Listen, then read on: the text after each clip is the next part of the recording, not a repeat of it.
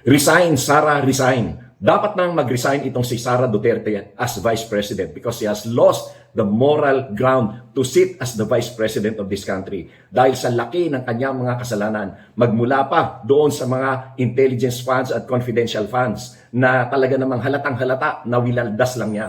At tungkol din doon sa mga expenses na milyon-milyon ng Office of the Vice President na ang mga naka-item ay sobrang laki ng mga procurement nila na sinasabi lang nila na nagkamali. Pwede ka ba naman magkamali ganun? Paulit-ulit nagkakamali ka? Milyon-milyon nagkakamali ka? Mga items na nagkakahalaga ng halos 10% lamang from the amount that you have placed in your expenses. Talagang halatang halata.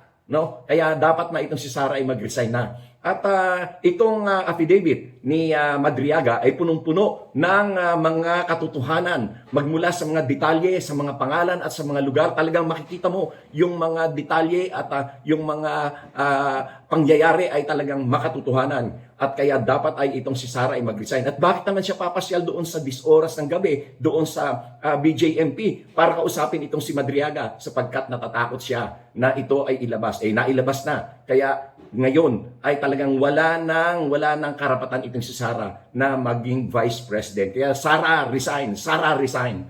Dapat na mag-resign ka dahil wala ka namang alam. Napakababaw ng utak mo. Isa kang boba. Saksakan ka ng boba. Hindi ka marunong magsalita. Lahat na lang gusto mo basahin. Walang laman yung ulo mo. You cannot even speak straight English. You cannot expound your thoughts. Paano na yan? Wala ka man lang statesmanship on anything. Alam mo nung nandun ako sa United Nations General Assembly sa Doha, Qatar, yung mga ministers doon, ang gagaling nila magsalita. Pero sila, mga galing pa ng mga African countries yan, pero ang gagaling nila magsalita nang walang binabasa. Nakakausap namin na talagang based on their experience, yung kanilang thoughts, yung kanilang mga sinasabi, the way they explain, ang gagaling nila. Itong si Sara, napakaboba, saksakan ng boba, walang alam.